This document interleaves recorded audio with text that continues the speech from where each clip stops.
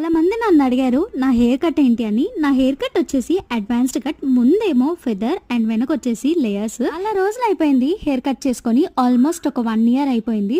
అలానే వదిలేస్తే split ends వచ్చేస్తాయి, ఇంకా హెయిర్ గ్రోత్ కూడా స్టాప్ అయిపోతుంది. అందుకోసమే హెయిర్ కట్ చేసుకుందామని డిసైడ్ అయ్యాను. వాళ్ళకి హెయిర్ కట్ చేయించుకోవాలని ఎంత ఆశ ఉన్నా మమ్మీలకు తెలిస్తే చంపేస్తారు. కొంచెం హెయిర్ కట్ అయింది అని తెలిస్తే ఇంకా అంతే మమ్మీ చేతిలో. ఇంట్లో మీ మమ్మీస్ కూడా ఇంతేనా? మా ఇంట్లో మాత్రం క్వైట్ అపోజిట్. మా డాడీకి నేను లాంగ్ హెయిర్ ఎంచుకుంటే ఇష్టం, మా మమ్మీకి షార్ట్ హెయిర్. ఒకసారి ఇంట్లో వాళ్ళు పర్మిషన్ ఇచ్చిన తర్వాత ఊరుకుంటామా చెప్పండి. సో నేనైతే జితు బార్బర్ సలూన్ కి అయితే వచ్చేసా. నేను హెయిర్ కట్టే కాకుండా ఇంకా వేరే సర్వీసెస్ కూడా తీసుకున్నాను. ఆ సర్వీసెస్ అన్ని ఏంటో తెలుసుకోవాలి అండ్ హెయిర్ కట్ ఏదైతే బెస్ట్, ఏదైతే అఫోర్డబుల్ ఉంటుంది, ఏది ఎక్కువ మెయింటెనెన్స్ ఉండదు అని చెప్పి ఇవన్నిటికి నేను ఒక డీటెయిల్డ్ లాంగ్ వీడియో చేశాను. ఛానల్ నేమ్ కింద ట్యాగ్ చేస్తున్న లాంగ్ వీడియో, ఒకవేళ ఇంట్రెస్ట్ ఉంటే చెక్ చేయండి. ఇంతకీ నాకు ఈ హెయిర్ కట్ సెట్ అయిందంటారా? కానీ నాది చాలా లాంగ్ హెయిర్, ఇంత షార్ట్ చేశారు. షార్ట్ చేసినా కూడా క్యూట్ గానే ఉంది. ఏమంటారు? అలానే వీడియో నచ్చితే సబ్స్క్రైబ్